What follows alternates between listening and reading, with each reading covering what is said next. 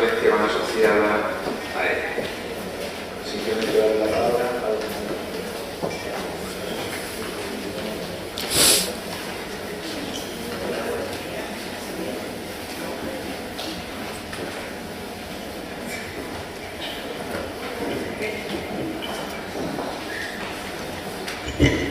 Sí, ahora sí, ahora me escucho. Buenos días, espero que desde ayer que hicimos la presentación del Congreso hasta hoy las cosas hayan ido muy bien y han tenido oportunidad de oír muchas experiencias que os abran toda la visión que tenéis sobre vuestro futuro profesional, sobre los campos profesionales a los que vais a dirigir. Ya habéis visto que hay muchísimas posibilidades de intervención educativa en el ámbito de la inclusión social, de la inclusión educativa, tanto en el contexto nacional en el que estamos, y lo habéis visto a través de talleres, vais a seguir viendo hoy a lo largo del día con las actividades que tenéis, como en el ámbito internacional con las presentaciones que he visto que al final también en esta presentación anterior os ha hecho y he visto también cómo suscita un debate y suscita vuestro interés para hacer preguntas y saber cómo están las cosas, cómo se está haciendo la intervención en inclusión social y educativa en distintas partes del mundo. Yo voy a aportar mi granito de arena.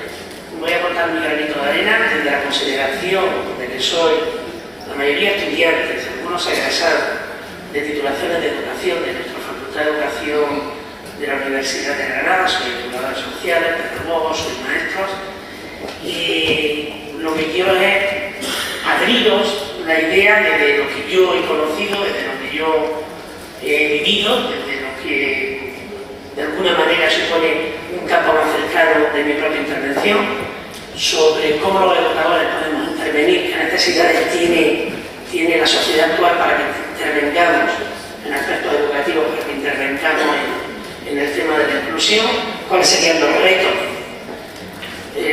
personales de formación, tanto de formación inicial como de formación complementaria que necesitamos, cuáles son los ámbitos emergentes de intervención profesional. Y también quiero contar una experiencia concreta en la que yo con otros compañeros también de la Universidad de Granada estamos participando de intervención en un ámbito de inclusión social concreto. ¿De acuerdo? Retos, formación inicial, formación complementaria, ámbito emergente y un ejemplo. Bien, ¿cuáles son los retos que tenemos? Los retos que tenemos, a mí me gusta siempre buscar documentación internacional para decir, bueno, los grandes agentes que toman decisiones políticas en general sobre política educativa en el mundo, cuáles son los retos que nos plantean a los profesionales de la educación para la intervención. Y tenemos como dos referentes ahí muy claros. Primero, los objetivos del milenio. Los objetivos del milenio que traza la Asamblea General de las Naciones Unidas de la ONU en el año 2000, donde se reúnen todos los jefes de Estado de todos los países del mundo, pues plantea retos para conseguir, decían, para el año 2015, es decir, para el año que viene, retos muy ambiciosos, entre los que está conseguir el desarme de la mayoría de los países, conseguir parar los conflictos bélicos, conseguir reducir los niveles de pobreza que hay en el mundo, pero entre ellos también planteaba unos objetivos educativos, dos objetivos educativos nada más, y están ahí. Dos objetivos educativos, además con la idea de que consiguiendo esos dos objetivos educativos y además proporcionando más cultura y más educación a toda la población infantil y a toda la población del planeta, el resto de objetivos sobre desigualdad, sobre disminución de la pobreza, son más fáciles de conseguir. Uno, que todos los niños y niñas del planeta puedan terminar un ciclo de educación primaria. Eso que parece tan fácil en algunas zonas del mundo, es muy difícil en otras zonas del mundo. Es decir, universalizar la educación primaria. Solo la educación primaria, porque se sabe que la educación infantil es muy difícil de universalizar, ni siquiera en Europa tenemos todavía cifras del 100% de escolarización en educación infantil. Si nos salimos de regiones más desarrolladas de la OCDE, es bastante más difícil encontrar esas ratios, y la educación secundaria también es un objetivo complicadísimo para conseguir. Simplemente decía, para el 2015 vamos a conseguir universalizar la educación primaria. ¿Se va a conseguir en el 2015? Lamentablemente no. Pero cuando se plantea un objetivo de esa naturaleza, un nivel medio, posiblemente en un 60% de niños escolarizados, vamos a incrementarlo al máximo que podamos. Imagino que en el 2017-2018 la propia ONU hará una revisión de cuáles han sido los logros de estos objetivos y ya veremos cuál es la situación. Y el segundo objetivo es el acceso igualitario de todas las personas a todos los niveles de enseñanza. Es decir, independientemente de la universalización, que cuando los niños, las niñas, los jóvenes accedan a cualquier nivel de la enseñanza, sea de primaria, sea de secundaria, sea de universitaria, accedan en una igualdad de circunstancias, de condiciones, de posibilidades, independientemente de sus situaciones de origen. Un objetivo que es muchísimo más ambicioso y muchísimo más difícil de conseguir.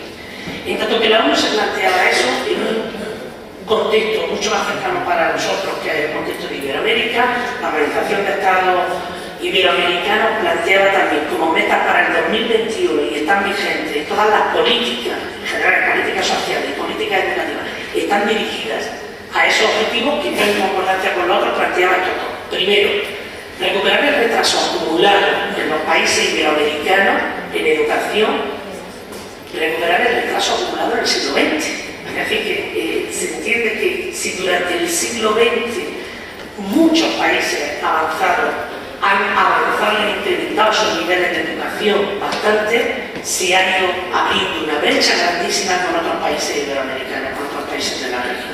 Entonces, recuperar el retraso acumulado, donde en la universalización de la enseñanza, en llegar a toda la población sin exclusiones, por ejemplo, de pueblos originarios, de afrodescendientes, de minorías étnicas, en mejorar la calidad y el rendimiento educativo, en fortalecer la educación técnico-profesional y en reducir en general la insuficiente formación de jóvenes y adultos, incrementar la formación que reciben y el hecho de que tengan acceso jóvenes y adultos a propuestas formativas. Por una parte eso, recuperar el retraso acumulado y por otra parte afrontar los nuevos retos que se tienen en el siglo XXI. Y los nuevos retos del siglo XXI, pues desde la educación sensible a cambios tecnológicos, el acceso a los sistemas de información y conocimiento, nuevas formas de desarrollo científico, etc. Yo he querido concretar esos objetivos para que lo tuviéramos aquí claro como los lugares donde estamos invitados a trabajar en esos cuadros que tenéis en el recuadro, que son trabajar en la alfabetización, trabajar en la estimulación temprana, trabajar en la formación profesional y trabajar en la formación de educadores. Porque esos son los cuatro ámbitos, ya a mi juicio, de la educación, donde si no se avanza, más se incrementan los niveles de desigualdad, es decir, de desigualdad y de pobreza. Si lo que queremos es luchar contra la desigualdad y la pobreza, tenemos que trabajar para lograr una alfabetización general, para lograr la estimulación temprana. ¿Y qué significa la estimulación temprana? Después vamos a ver el ejemplo. Trabajar con los niños desde pequeñitos, desde que nacen, trabajar con las madres desde que están embarazadas, porque sabemos que el trabajar en esas condiciones con los niños desde que nacen va a suponer que luego tengan mayores oportunidades de aprovechar el resto de oportunidades educativas que se les planteen. Trabajar en la formación profesional en el sentido de darle algún tipo de cualificación profesional a todos los adolescentes y trabajar en la formación de educadores, porque en general la formación de educadores está en unos niveles bajísimos, en las regiones más desfavorecidas del mundo, y ahí es donde se abren mayores brechas, porque no hay unos educadores que tengan formación para sacar el mejor rendimiento posible de las situaciones educativas.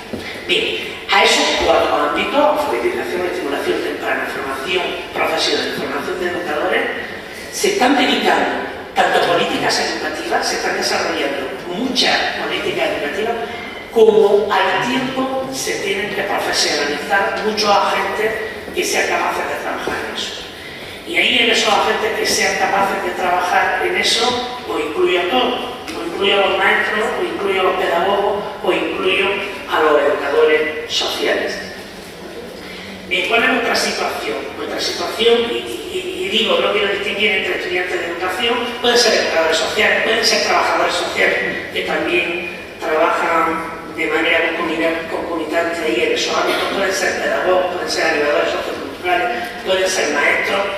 Es que estén recibiendo una formación basada en disciplinas, desde unos planes de estudio pensados desde disciplinas concretas, desde materias concretas, que hay una tendencia general que vosotros también acusáis, que vosotros también de alguna manera demandáis a la regulación excesiva de perfiles profesionales. Y cuando me refiero a la regulación excesiva de perfiles profesionales es a diferenciar cuáles son las tareas que tiene que hacer un educador social, de las tareas que tiene que hacer un pedagogo, de las tareas que tiene que hacer un trabajador social, etc. Ese es el marco en el que nos movemos. Y yo pienso que ese marco es muy limitado, que de alguna manera limita los retos que tenemos. Que para trabajar de manera global en todos los sitios que se nos están sugiriendo, tenemos que romper esas tendencias. Ni trabajar tanto, ni formarnos tanto desde las disciplinas, ni intentar regular tanto las profesiones. No preocuparnos de si este ámbito es competencia del educador social, del trabajador social, del pedagogo, porque cuando intentamos regular las profesiones desde unas competencias muy cerradas, lo hacemos pensando en las situaciones laborales que tenemos hoy y que tenemos en nuestro contexto inmediato. Y no estamos pensando en otros ámbitos que no están definidos y que además superan el propio contexto laboral, geográfico, cercano, concreto en el que nos estamos moviendo. Frente a eso, ¿qué posibilidades tenemos? ¿Hacia dónde debería avanzar la formación inicial?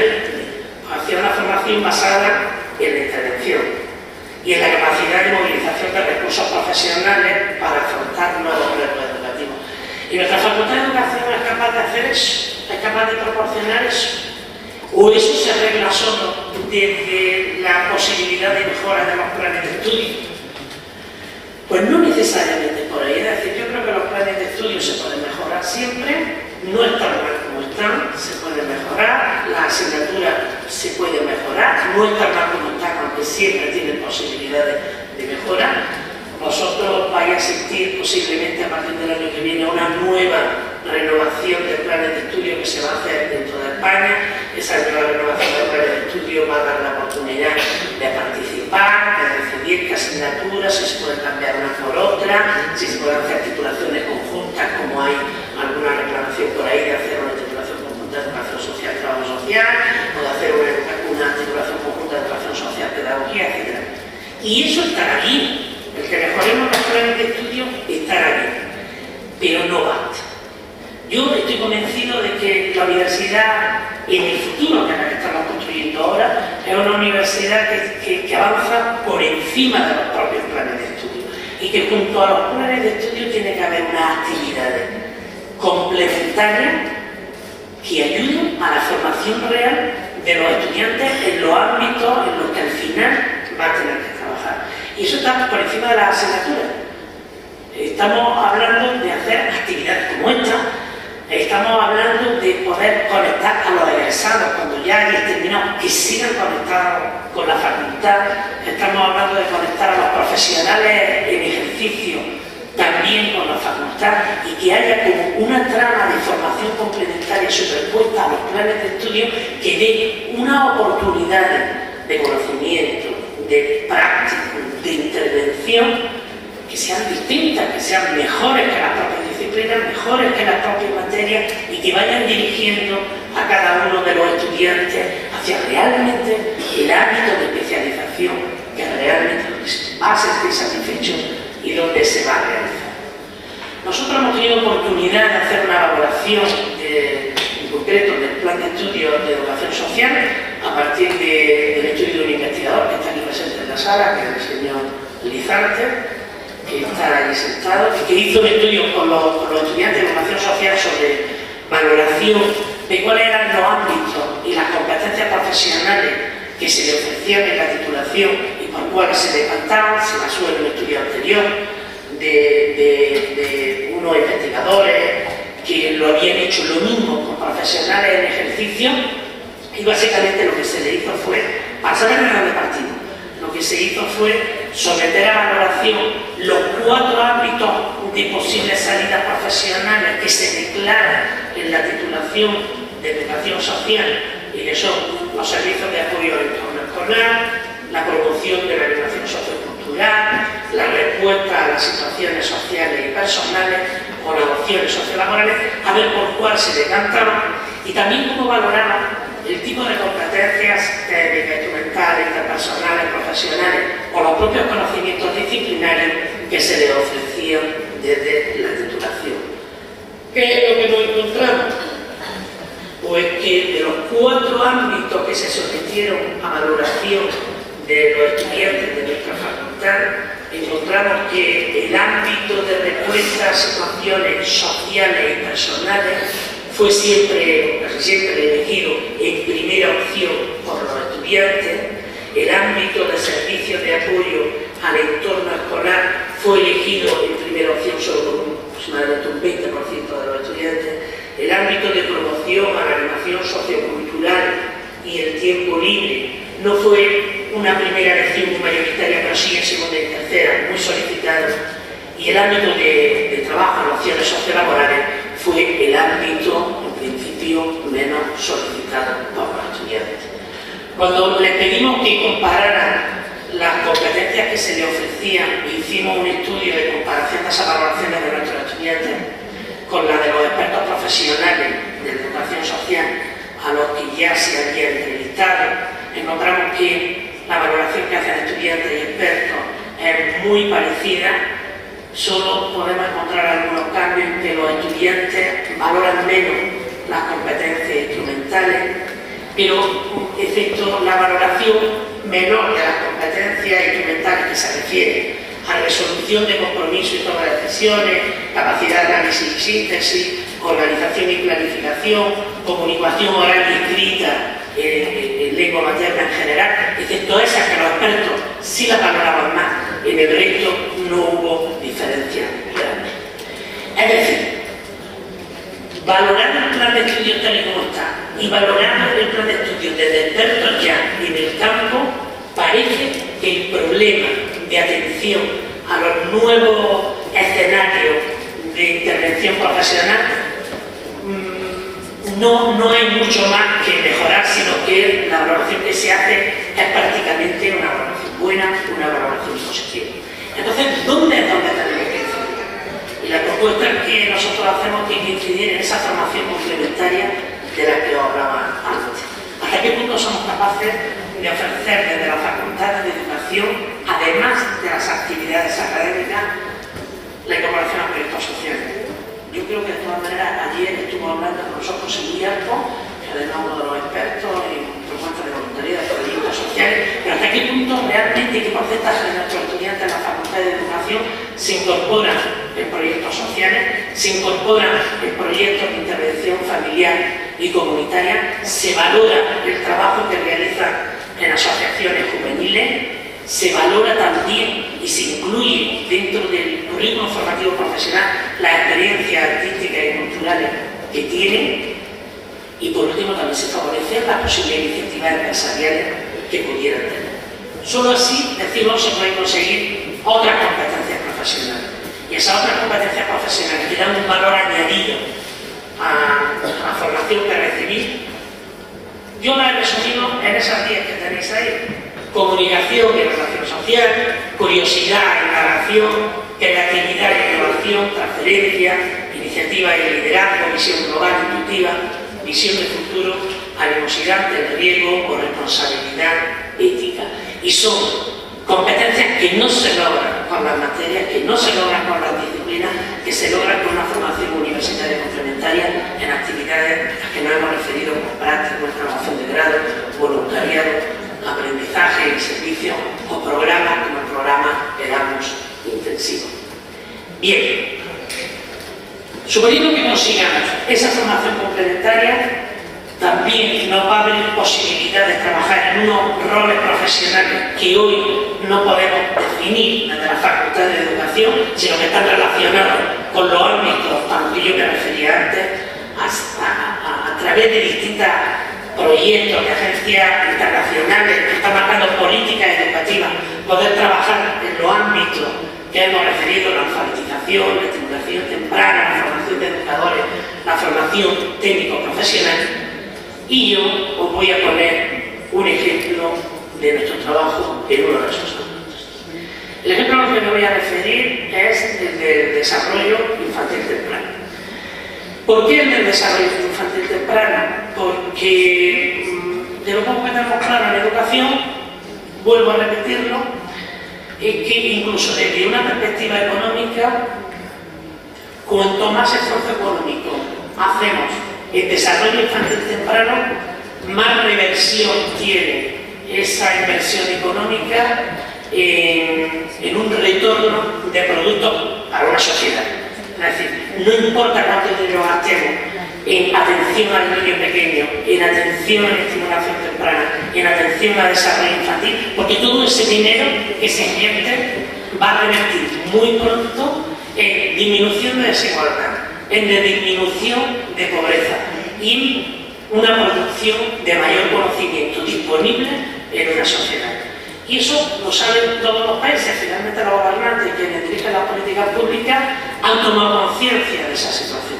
Y como han tomado conciencia de esa situación, están desplegando una cantidad de esfuerzo, de recursos y una cantidad de inversión y de política en desarrollo infantil temprano que yo creo que como ejemplo os puede servir de un ámbito que está requiriendo muchísimos profesionales nuevos para poder intervenir. El desarrollo infantil temprano se justifica por dos cosas. Primero, porque favorece la igualdad de oportunidades, y favorece la igualdad de oportunidades en la medida en que un niño que haya sido estimulado de manera temprana va a tener posibilidades de aprovechar mejor su escolarización primaria, y si uno de los objetivos que teníamos era conseguir la universalización de la escolarización primaria, lo que queremos es que lleguen en las mejores condiciones también para aprovechar los recursos de la escolarización primaria, y porque además sabemos, y eso lo sabéis vosotros, porque soy estudiante de educación, que los 3 primeros años de vida, los 4 primeros años de vida son una etapa central del aprendizaje, porque el cerebro, hasta el 80% del cerebro se está configurando en los 3-4 primeros años de vida. Entonces lo que hagamos en los 3-4 primeros años de vida con el niño va a ser fundamental. Hay lugares donde, contextos sociales, contextos geográficos, donde realmente se hace mucho con los niños pequeños, porque ya el ambiente lo está haciendo, porque iniciamos actividades intencionales educativas. El ambiente es favorecedor, es estimulador, pero hay lugares donde eso no es posible. Por eso me voy a referir en concreto a la región de América Latina, la región de Iberoamérica, donde ahora mismo hay en marcha 107 proyectos de desarrollo infantil temprano de carácter nacional. En Colombia, en Perú, en Paraguay, en Ecuador ya se están desarrollando, y ahora se han iniciado en Bolivia y próximamente en Panamá y en Uruguay, y quieren cubrir todo el área de América Latina de tal manera que, asegurando la intervención en el desarrollo infantil y la estimulación temprana en todos los lugares, llegando al máximo de los niños, va a mejorar el rendimiento que luego tengan en la escolarización primaria. Cuando nosotros, desde nuestra perspectiva, cuando digo nosotros me refiero a quienes desde la Facultad de Educación estamos implicados, de Granada estamos implicados en estos proyectos. Cuando nosotros intervenimos o nos piden que demos propuestas para la intervención en política de desarrollo infantil temprano, en este caso que yo voy a contar es en Bolivia, lo primero que nos planteamos es, y desde el conocimiento que tenemos acumulado de la atención infantil temprana y del desarrollo infantil temprano y de la estimulación temprana en Europa, podemos intervenir, realmente podemos hacer transferencias a la situación de países de América Latina o países como Bolivia, que Bolivia es el país más pobre de América Latina, lo digo para que no sepan, para que tengáis una referencia y ahora vamos a ver un dato. Pues la verdad es que aquí hemos avanzado muchísimo, tenemos unos modelos muy claros, tenemos unos modelos basados en la calidad de los servicios que prestamos, con estándares, pero que se apoyan básicamente en dos cosas. En que nosotros en Europa tenemos una cobertura sanitaria universal, es decir, todos los niños están controlados desde el nacimiento, pasan por servicios de salud, y porque además tenemos unos niveles de escolarización temprana, pues en España prácticamente el 75% a partir de los 3 años. Es decir, la mayoría de los niños desde chiquititos pasan por servicios educativos. Todos pasan por servicios de salud y muchos pasan por servicios educativos. ¿Eso qué significa? ¿Qué ventaja nos da? Que el niño, como está controlado, se puede hacer una evaluación del niño y se puede saber cuáles son sus riesgos y se puede saber cómo es la marcha de su desarrollo y se puede saber si presenta trastornos y se puede saber si es necesario intervenir en trastornos. Pero cuando nos vamos a poblaciones donde no existe esa cobertura sanitaria universal, porque no existe, porque el niño que nace, el parto ha sido sin ayuda y durante los primeros meses el niño no lo ve nadie, el niño lo van a ver cuando tiene una fiebre muy alta, cuando tiene una enfermedad muy grave, que efectivamente ahí sus padres se van a desplazar lo que sea necesario a un servicio de urgencia, a un servicio de atención, para que lo vean.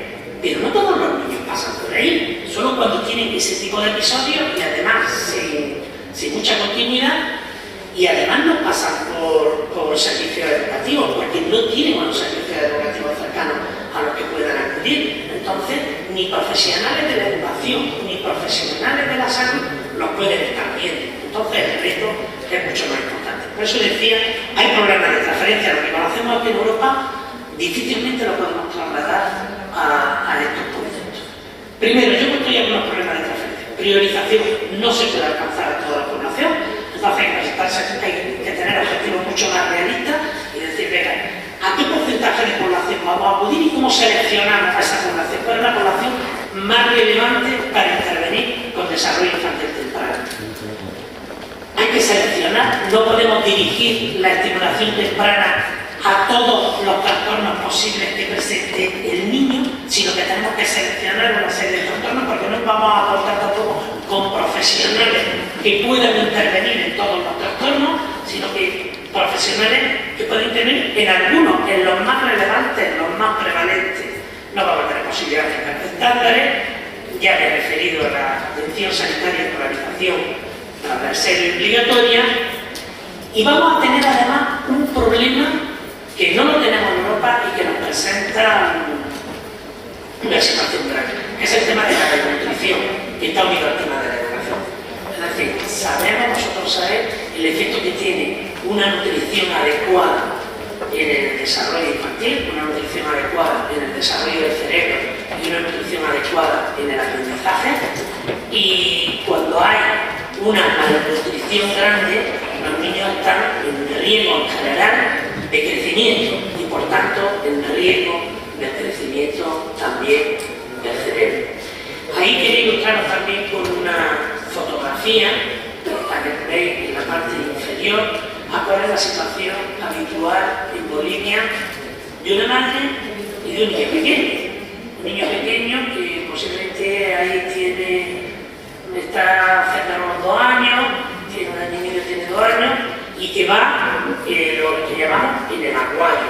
El acuario es la manta que tiene la madre para ponerse al niño en la espalda y que la vida de la madre, la vida del niño, pues bueno, porque se levanta con la salida del sol, que el niño se recoge y se pone en el aguayo, se pone en la manta. Estamos hablando, cuando hablamos de Bolivia, hablamos de un país donde hace mucho frío, porque es un país donde la gente reside en altiplano de 3.500, de 4.000 metros de altura, y que incluso, aunque estemos en época de verano, que haga sol, a 4.000 metros de altura hace frío.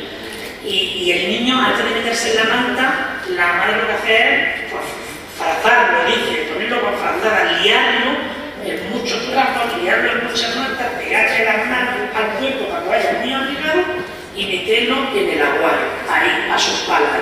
Y va a acarrearlo durante todo el día, posiblemente la madre vaya al campo, si la madre vive en un ambiente rural, si vive en un ambiente urbano, pues posiblemente la madre va a estar en un mercadillo o va a estar buscando también desechos, recogiendo cosas por ahí, pero él va a estar todo el día con la espalda y todo el día apretadito. Y solo cuando la madre llegue por la noche, otra vez con la caída del sol, a la casa, lo va a quitar del aguario, le va a quitar todas las ropas, el niño va a poder moverse un poco, lo va a cambiar, lo va a asear y le va a dar de comer. Pensad la vida diaria de ese niño comparada con la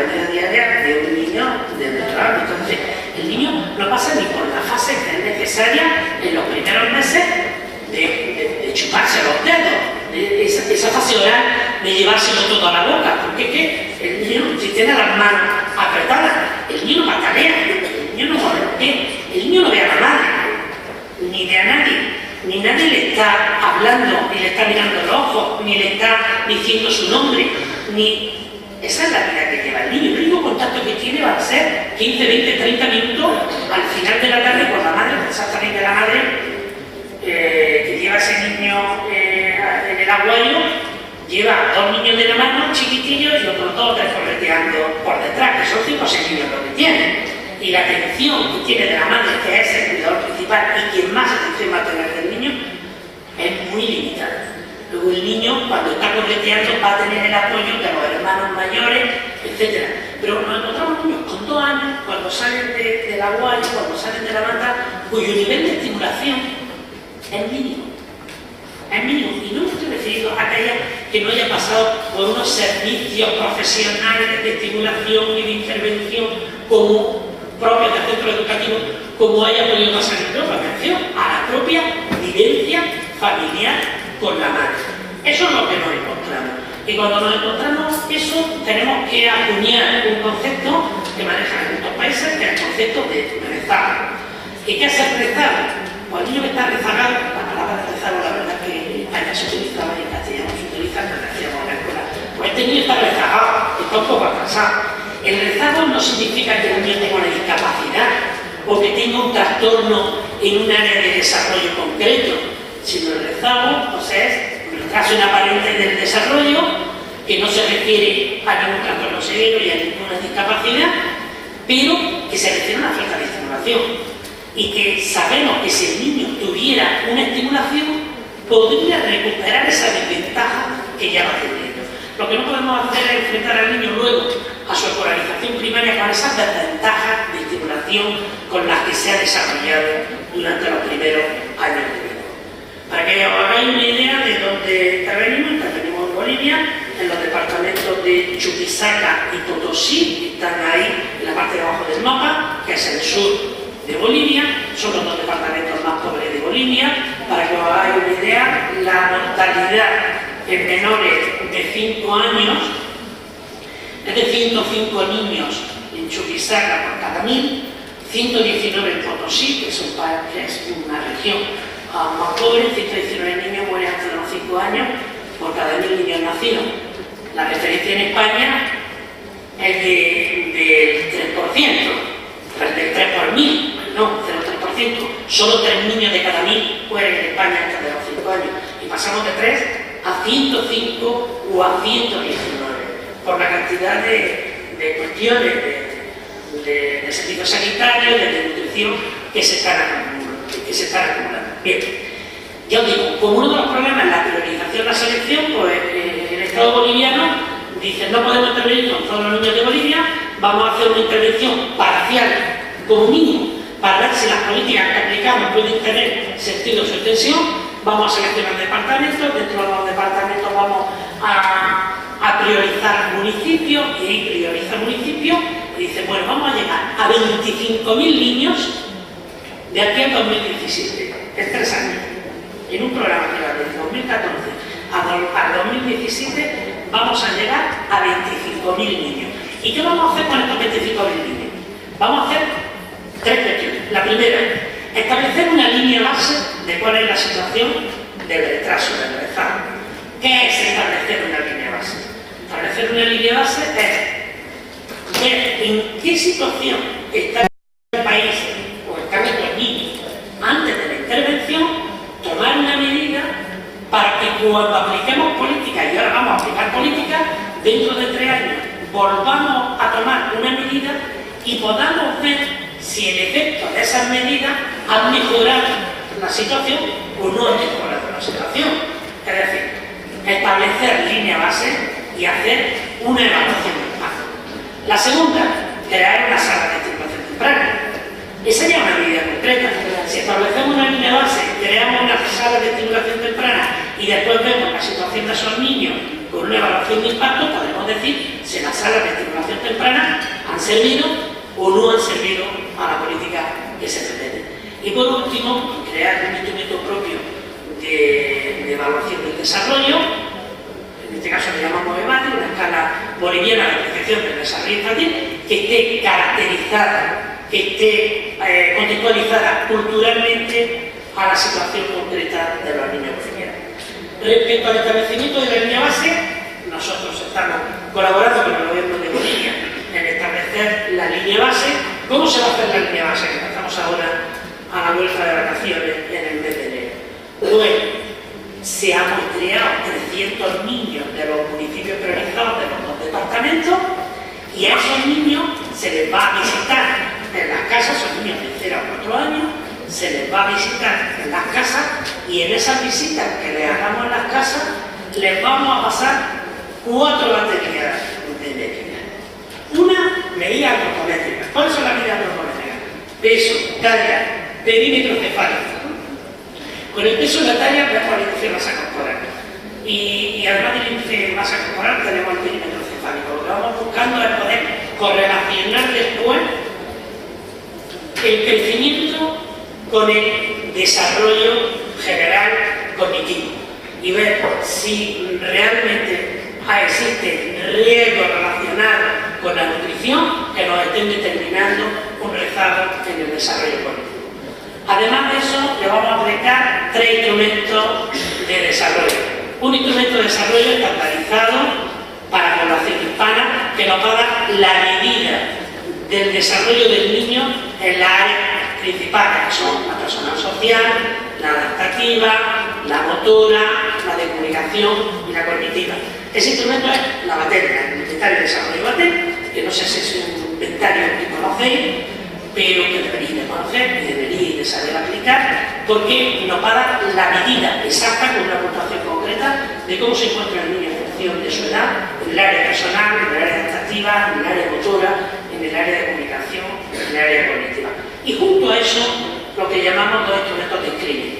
Esos instrumentos de screening o de tamizaje son unos instrumentos cortitos, más fáciles de aplicar, que son más baratos de aplicar porque llevan menos tiempo, requieren menos formación por parte de los aplicadores y se entiende que si esos instrumentos nos van a dar la misma medida que el instrumento amplio estandarizado, podríamos recomendar a los profesionales de la salud y a los profesionales de los centros educativos que pasaran esos instrumentos cortitos de screening a todos los niños, porque ya nos estarían dando una medida de cómo se encuentran respecto al instrumento principal de evaluación que es el inventario de desarrollo básico.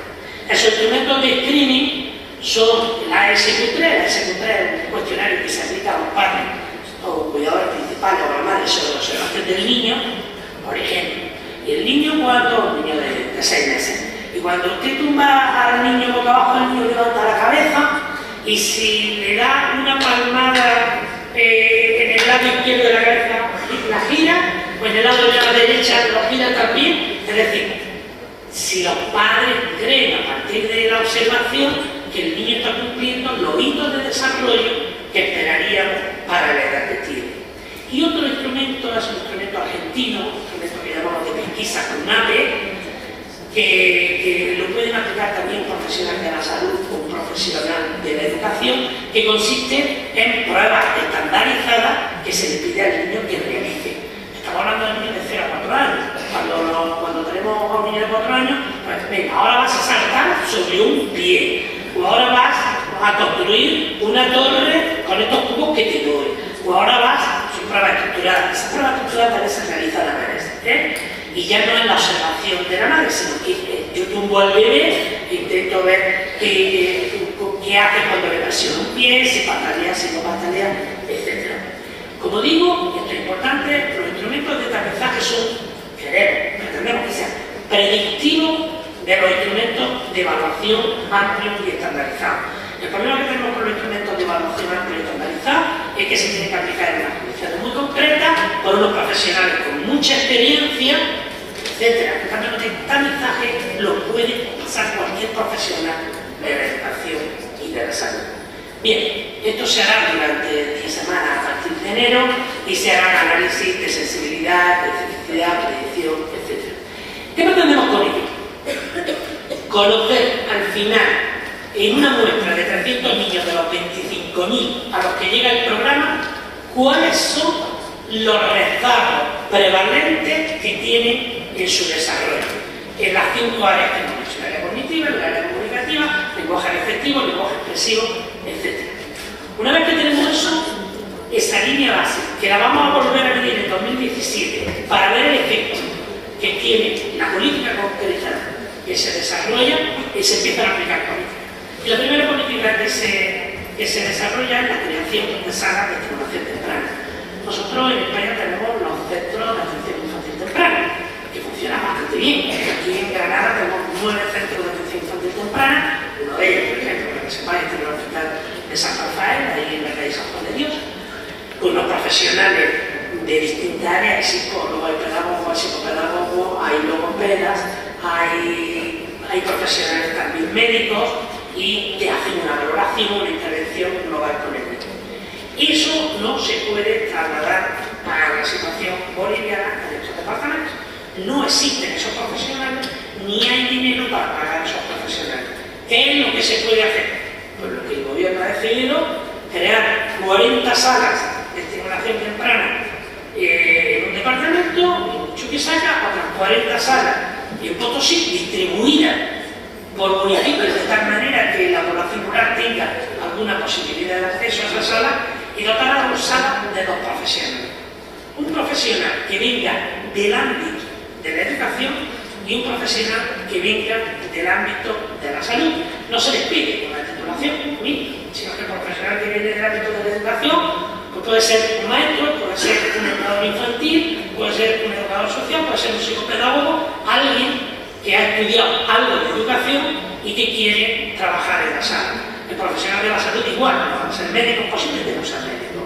Es decir, en la situación del país, un médico o un titular de educación bien formado no quiere trabajar en una sala de estimulación temprana en el altiplano. Quiere, cuando digo altiplano, todo, porque en un núcleo rural quiere trabajar en una ciudad como La Paz, o como Santa Cruz, o como Cochabamba, donde hay oportunidades sociales para vivir, porque una persona que ha hecho un esfuerzo de formarse, etc., no quiere volver a un mundo rural donde la vida es muy difícil, donde no hay internet, donde no hay ninguna condición cultural, etc., que ese es uno de los problemas que arrastramos también y que tenemos. Bien, en la sala de estimulación temprana se les tiene que proporcionar unos protocolos de actuación, que ellos pueden llevar. No van a ser expertos en logopedia, ni van a ser expertos psicomotricistas, pero algo tienen que hacer. Primero, en la evaluación de cuáles son las dificultades del niño, y segundo, en una intervención de carácter profesional, aunque no profunda, pero que sí pueda ayudar. Que puede ayudar, yo digo siempre, en 2 líneas, porque de lo que se trata en la sala de estimulación temprana es que el niño, mientras es tratado en un periodo de 3, de 4, de 5 meses, puede estar yendo al menos una vez a la semana a la sala para recibir una atención por un profesional de 20, una sesión de 20, 25, de 30 minutos, para rehabilitación del lenguaje, para estimulación psicomotriz. Pero lo importante es que la madre, el padre, los cuidadores estén presentes y vean ese tipo de estimulación. Porque el tipo de estimulación que se le hace es un tipo de estimulación que los padres deberían estar haciendo en la casa continuamente, si el niño lo que presenta es un retraso en el lenguaje expresivo, porque no está hablando, ¿no? Y ya debería de estar diciendo las primeras palabras. Entonces, vamos a estimularlo en la sala para que lo vean, pero vamos a recomendar a los padres que estén haciendo estimulación en el hogar. Y si tenemos la suerte de que el niño está acudiendo a algún centro infantil, vamos a formar también, o darle pauta a los educadores del centro infantil para que puedan estar realizando también esos programas de estimulación psicomotriz o de estimulación del lenguaje. Entonces, vamos a darle protocolos a estos profesionales para que puedan funcionar, vamos a capacitarlos al menos en qué es el desarrollo infantil, cuáles son los riesgos del desarrollo, qué instrumentos pueden aplicar, y esos instrumentos que pueden aplicar básicamente hemos dicho que son los instrumentos de screening, el AS3, el PRONAPE, que les puedan permitir hacer una derivación, si entienden que el niño lo que presenta una discapacidad o trastorno fuerte, una derivación a un servicio, si lo hubiera, de tratamiento de la discapacidad, y que puedan hacer algunas prácticas de estimulación. proponemos hasta estándares de carácter constructivo y de equipamiento para las salas de estimulación temprana. Un ejemplo del diagrama de flujo de cómo se funcionan las salas de estimulación temprana que les estamos proponiendo.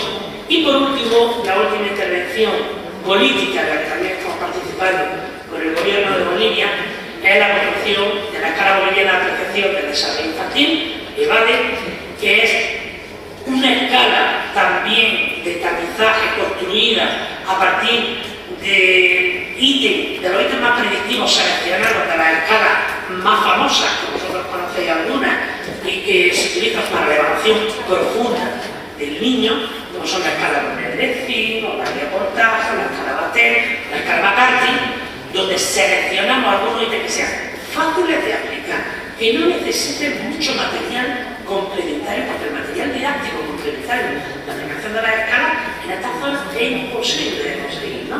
Que no necesiten mucho material complementario y que no necesiten una formación muy especializada del educador o del profesional de la salud que lo va a aplicar para determinar rápidamente si el niño necesita una derivación hacia un lugar de una intervención más profunda o si se le puede aplicar un programa medianamente fácil que se puede llevar a cabo de rehabilitación de lenguaje, de rehabilitación psicológica. Esa escala hemos construido una primera versión, se ha hecho ya una prueba piloto, también otras muestras de 300 niños.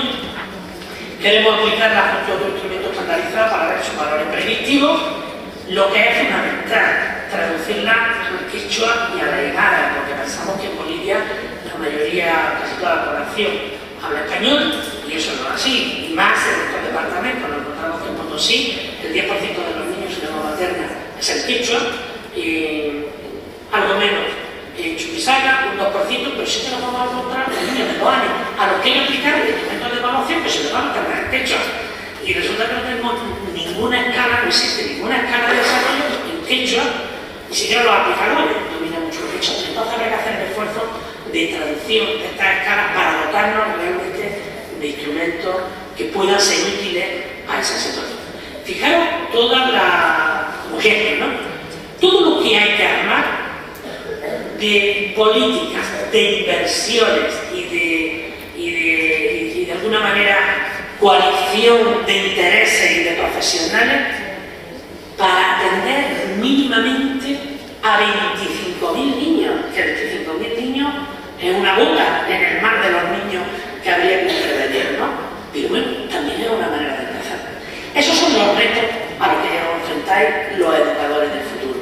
A ese tipo de retos, a ese tipo de intervenciones en contextos que no conocéis, en contextos no localizados geográficamente, posiblemente en vuestro entorno inmediato, y sobre realidades para las que difícilmente una carrera pensada de manera disciplinar os va a preparar.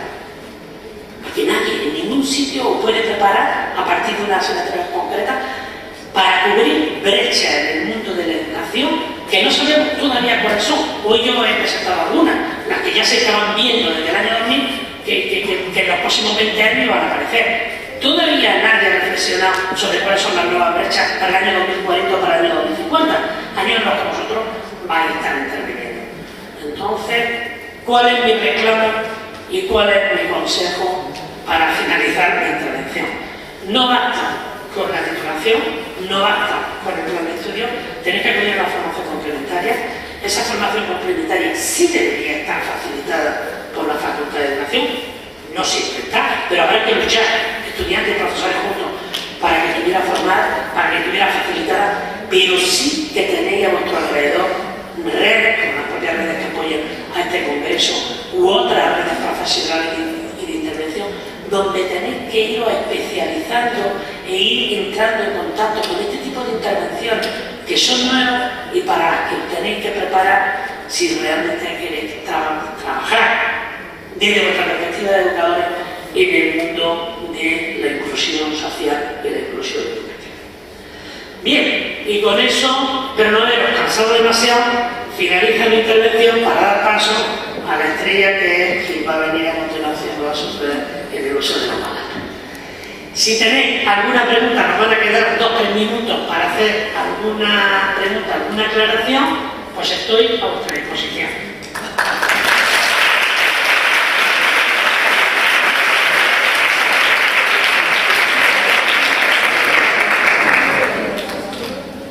Una vez